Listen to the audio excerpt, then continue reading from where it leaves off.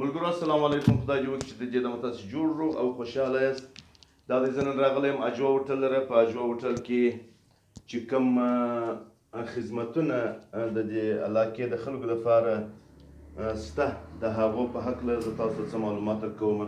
دا د اجوا هوټل چې کوم مطلب پرنټ دی مخې دی ګلانو تړیو ځایونه دي د هغه څخه بیا پسې راتېر شه. اوس راځو په اجوا هوټل کې یو درزي دی خیاطي ده چې په هغه کې استاد اجمل خان ناست دی. زه د هغه سره څه خبرې کوم. السلام علیکم. وعلیکم السلام. اجمل خان جوړ په خیر سلامت څنګه؟ په خیر خیریت. شکر دی الحمدلله. دلته خو تاسو د کپړو د جوړېدو کاروبار کوئ؟ جوړېدو کاروبار کوو. ښه کپړې خرڅلاو خو نو هغه د تاسې سره هغه سهولت نشته چې سهولت نشته. انشاءالله خپله به انشاءالله راوړو که خدای کوي. خدای دې وکړي. خپل سیزن راوړو. جی سیزن په دې انشاءالله باندې راوړو. سیزن چې بیا اوس دلې دلته تاسې کپړې په کوم حساب سره جوړوئ؟ په کوم ریټ باندې جوړوئ؟ موږ دلې کپړې جوړوو په 600 روپۍ نه. په 600 پیسوټ واسکټ کوټ د شی مې ورسره جوړوئ؟ واسکټ جوړوو کوټ نه جوړوو سره. نو دا خو ډېره د خوند خبره ده. پخوا به د علاقې خلک در ډېر لرې لرې ځای پورې تلله. څوک په کوچلاک ته تلو، څوک کوټې له تلو، څوک په پښین له روان وو. په یوه لوکل کې سپور څه دا بله څه شوه څه. نو دا خو د خدای ډېر لوی فضل اوس د دې علاقې د خلکو لپاره دا ډېر غټ سهولت جوړ ډېر غټ سهولت دی. ډېر څه دی غني بھائی ما شکر دی الحمدلله.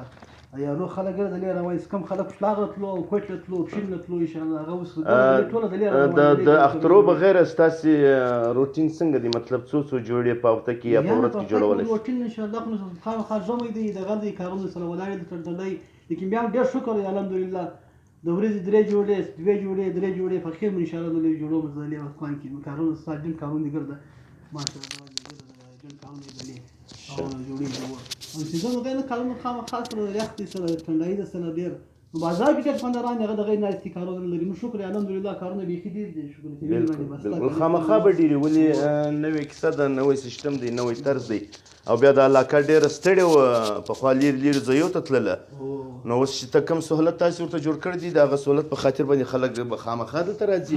او بیا ستې ریټ ډېر ښکته دی. اوس کوچلاغ 800 پښین 950 800 کوټه له 1000 روپۍ 1200 چې در 1400 پورې خو کوټه ده چلیږي. یا موږ دغه نه کوو خاص کم شی ریټ جایزه ریټ موږ هغه خو موږ جایزه نه کوو. د خلک 800 شي هغه کیسه ده.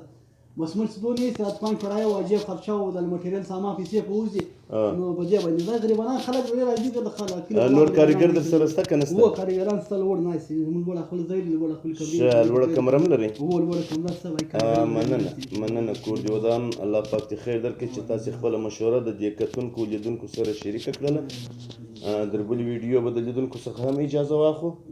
اورېدونکو الله مو مل ملګري سه شاد او آباد اوسه.